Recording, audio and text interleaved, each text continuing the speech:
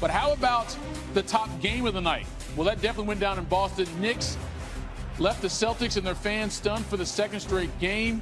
Tatum, Brunson, ready to go. This game was so good, we jumped to the third quarter. Knicks are down 9. OG Anunoby thought he had a poster on Derek White, but he's called for the offensive foul. The Knicks did not challenge the call. And how would the Celtics respond to that great defensive play by White? How about Tatum backing down Mikal Bridges there? And then Jalen Brown off the screen knocks down a 3. The Celtics were up 14. It's a 17-point game here when Kristaps Porzingis passed out to Tatum, back to Porzingis for the 3.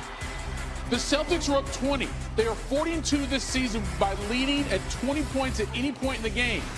Problem is, one of those losses came in game 1 of this series. 7 minutes to go in the fourth. Knicks within 12. Bridges makes it a 10-point game. And then here, Brunson finds Bridges coming through like the rent is due. All 14 of his points came in the fourth quarter. The Knicks have cut it to just 7. Off the turnover, White would end up getting it to Tatum. Wide open in the corner. That's a brick. And that would be indicative of a little stretch here. They missed 13 straight shots at one point late in the fourth quarter. Tied for their longest streak in the fourth quarter of a playoff game since 1998. And the Knicks took full advantage. Josh Hart gets the floater. It's a 5-point game. It's down to 4 with less than 3 minutes to go. Brunson to Hart.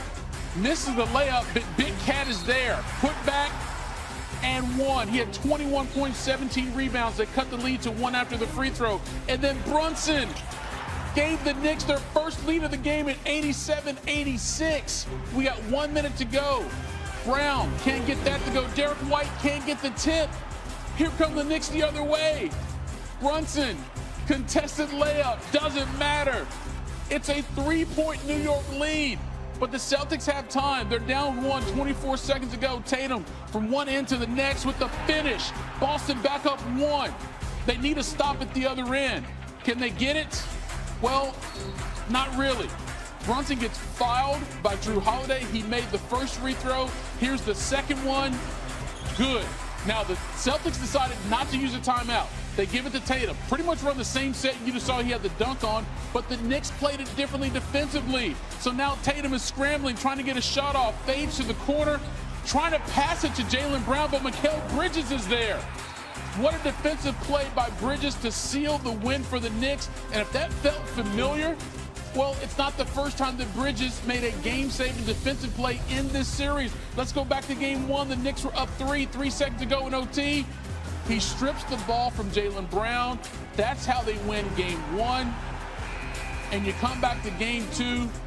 Watch the headiness of Bridges to come off the blind side here to get the steal again. 91-90. Knicks are up 2-0. 5 straight road playoff win streak. That's the most in franchise history. Going home, realizing the opportunity we have, we just got to make sure we're still locked in. We're close to being done. We need to start the game a lot better. They're going to go on runs. They're a great team, and they can make plays for each other like no other. But we got to just find a way to limit their runs. We know when it gets close in the end of a game, it's a one-possession game. We're very comfortable. We got Captain Clutch. The first team in the last 25 years to overcome 20-point deficits in back-to-back playoff games.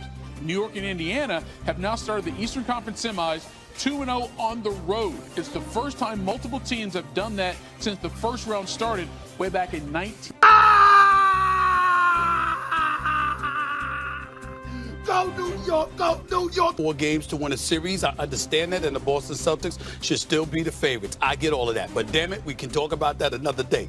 This morning, right now, it's Orange and Blue Sky, baby. It's Orange and Blue Sky. That's what we're talking about here. I saw my man Jalen Brunson. Yeah, not once. Yeah, not twice. Yeah, this is what the man did in the fourth quarter. I saw them down 20 in the third quarter, and they come storming back. I love the fact that they started off the fourth quarter with scoring 8 straight points. I love that. You understand? That's what I'm talking about. I saw Jason Tatum held to over 7 shooting in the fourth quarter. I saw Mikal Bridges, who was struggling throughout, hit a 3 in in overtime to put them up 106-100. I saw not one but two steals of Jalen Brown. I saw a block of a Drew Holiday three-point attempt. That's what I saw from Mikal Bridges. I saw Karl Anthony Towns getting in foul trouble, playing by foul trouble, still giving you a double-double. I saw OG Anunoby, that dude right there, you understand, drop 29, whether it was a three, whether it was a tomahawk slam, whether it was going to the hole when necessary. That's what I saw. I saw Jalen Brunson drop 29 points, including being Mr. Clutch himself, the clutch player of the year. And I saw the New York Knicks 0-10 against the top three teams in the NBA this season, okay? Go on the road in Boston, remain undefeated on the road in this postseason, knocking off the Boston Celtics. It ain't their fault that Boston settled for 3 points, shooting three-pointers all day long, missing 45 three-pointers. That ain't the New York Knicks' fault. Ain't nobody tell the Boston Celtics to exercise that kind of game plan. So as we look at this right now, and we see the New York Knicks up 1-0 in this series. Now if you go back to the Garden, okay, and let's say for the sake of argument, after 4 games, it's tied 2-2, and it's the best of 3. That's more than any of us expected. Which brings me to this question, Wendy. Can the New York Knicks possibly win this series?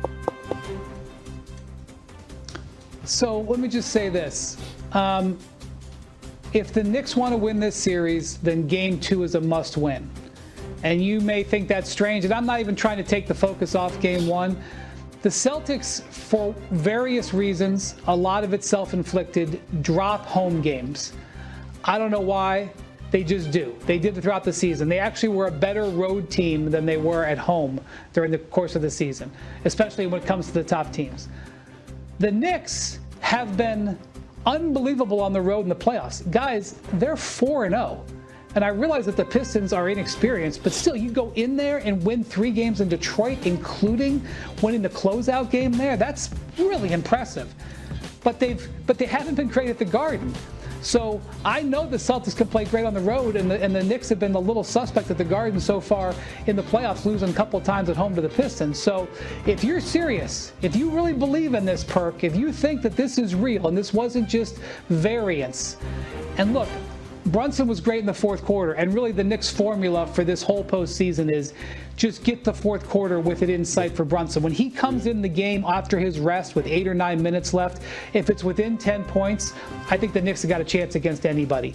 But that's their strategy. I think if you want to believe it, that this can go, that this can happen for the Knicks, then you win Game 2. You win Game 2, now you have my attention. Perk, hold up.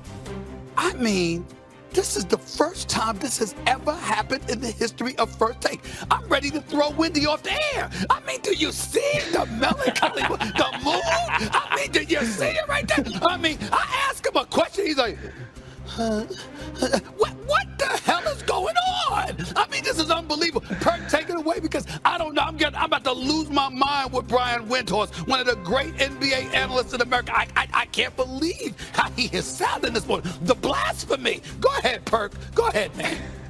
Brunson again, 9 points, 3 of 6, 2 of 2 from the free throw line. The Knicks, 17 points.